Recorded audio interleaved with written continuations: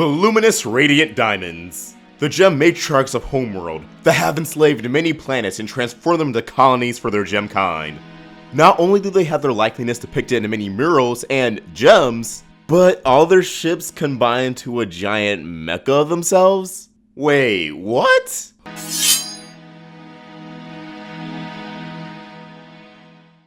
Welcome back to Crystal Clear on the Roundtable. I'm your host, Oshrik Vox. And continuing off last episode, we're going to discuss a fan theory that a lot of people have been sharing with me that, Vox, you have to talk about this. And like I said, I usually don't take theory requests, but when so many people go out of their way to reach out to me on every platform to tell me you need to talk about this, I'm going to talk about it because I listen to you guys. A channel is nothing without its audience, its fans. You guys are the Roundtable. And this theory has been circulating since January all the way back when the Zoo arc dropped. However, due to the recent events and Steven's first visit to Homeworld, this theory has a little bit more validity. And that theory is a very simple concept. What if all the diamond ships combined together to make one giant mecha? Of course, just like their gemstone placement and positions on Homeworld, white would be the top, yellow and blue the middle, and pink on the bottom. But before we delve into that, let me give you some backstory. As many fans know, Steven Universe is heavily influenced by a lot of anime, Japanese media in general, and action-oriented cartoons. For most of the Crewniverse, and not just Rebecca Sugar, this isn't their first rodeo in animation. A majority of them have worked on other animated series before, other projects, and those projects, those animated series, all have influences from, well, many sources. I address this because, as many people probably acknowledge, this idea sounds a lot like something you would see in Power Rangers or Voltron, the many variations of Megazord, and of course, Voltron itself. Various vehicles piloted by the protagonist that form one giant iconic robot is a staple of both series.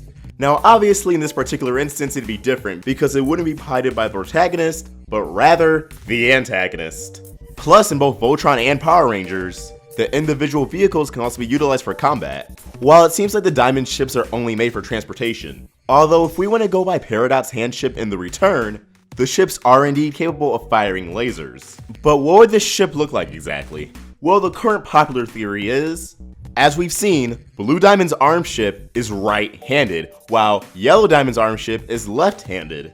We were introduced to Blue Diamond's ship in Steven's dream, and Yellow Diamond ship was more casually introduced at the end of That Will Be All. Seriously, they did this big grand reveal for Blue Diamond ship, her dramatically raising her arm as the ship rises behind her. But with Yellow Diamond ship, they're leaving the zoo and it's just casually there next to Blue's. And that screen cap is actually my wallpaper on my MacBook now. But that being said, after That Will Be All aired, a lot of people were thinking, okay, so then that means White Diamond ship would most likely be a head, and Pink Diamond ship would be, well, legs. That's assuming this mecha was around since Era 1, which we'll get to in a second.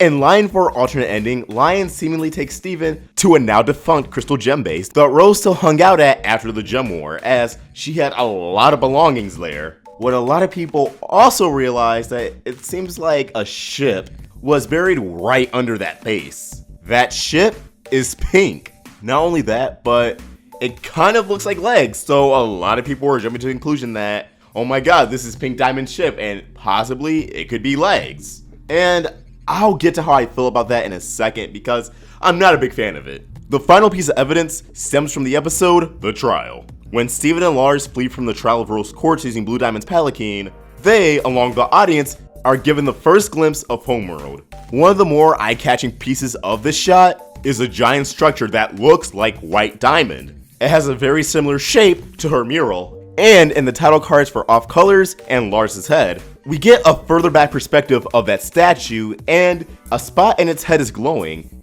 and we know White Diamond's gemstone is placed in her head. Now for fun, I speculated, what if that is White Diamond? What if White Diamond is Homeworld? Do I actually believe that? No, as I stated in that video, I believe that structure could either be the diamond's base, or as I'm more reluctant to agree with, her ship. After all, the structure looks like a head and torso, not just a head, so the arms could definitely fit on a bit better. Slap on some legs and you're golden. And really, I don't see many holes with this theory. In fact, I only see one. Looking at Homeworld technology during Era 1, aka the Gem War, and Era 2, it seems like the hand ships weren't being utilized until after Era 1 was over at the start of Era 2. The ships differ between then. At the same time, we're not really positive. We do know that Era 2 ships have some kind of warp drive that allows it to travel faster than speed of light, something Era 1 ships lack, but they never actually specified, okay yeah, hand ships, arm ships, that's Era 2 territory.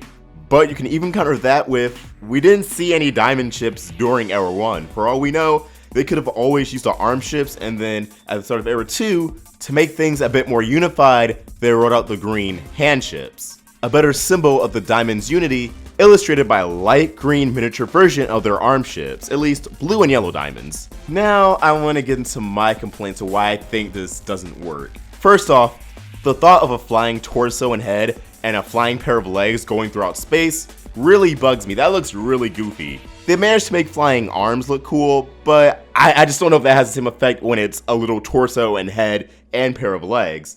Plus, while scaling has never been consistent in Steven Universe, unfortunately, I still want us to keep in mind that we've seen how big a single finger of Peridot's handship was. Jasper, who's huge compared to Steven, looked like an ant on it. And this illustration I'm going to put up on screen says it best. If anything, I want to wager that that ship is actually just a giant hand ship, and we only saw 2 fingers. So yeah, I know, very minuscule complaints, and it's a cartoon, some things are gonna look silly. I mean, the idea of the diamonds combining all their ships together to just a giant, basically white diamond since it's our head, sounds kind of silly. I'm sure it'd be badass and cool, but at least in my eyes, there's a silliness factor to it. And that's not a bad thing. They are influenced by all this Japanese culture, action animation, anime. They should flaunt that. They should flaunt their influences. And as we know, cross-gem fusion is prohibited by Homeworld. That may not have always been the case, but it certainly is now. Having all 4 ships of the diamonds come together to make a giant mecha is a pretty good illustration of fusion without breaking the rules. So in that regard, I think it really works. And for all we know, perhaps when they all come together, the colors of the ship changes into one big light green. That would actually be pretty badass, and I would be so down for that. And there's absolutely no evidence of this. This is just wild speculation. Since the idea of a flying pair of legs roaming through space just sounds so goofy to me. Yeah, I'm trying to picture it. It just looks so silly to me. What if the diamonds could shapeshift their ships at will? So maybe Pink Diamond's ship could be another arm, but there's an option to change it to a pair of legs for the giant fusion mecha. And if they're planning for the diamonds to not break the cross fusion rule, since yellow diamond and blue diamond are, well, 2 different kinds of gems, 2 different cuts and everything, this mecha, as I just said, would be a really great way to establish your fusion, their unity, their teamwork. Now, what use would this mecha even have combating? Well, off the top of my head, I could really see the diamonds going head to head with the cluster with this ship. The newest art book shows some concept art of, I'm assuming, a halfway emerged cluster, because Peridot said the cluster would be bigger than the Earth, and in this concept art, it towers over the temple, yes, but it's not as big as the planet, it's still very much its atmosphere. Or perhaps they didn't originally intend on the cluster being bigger than the Earth. Or perhaps Peridot was just wrong about that calculation.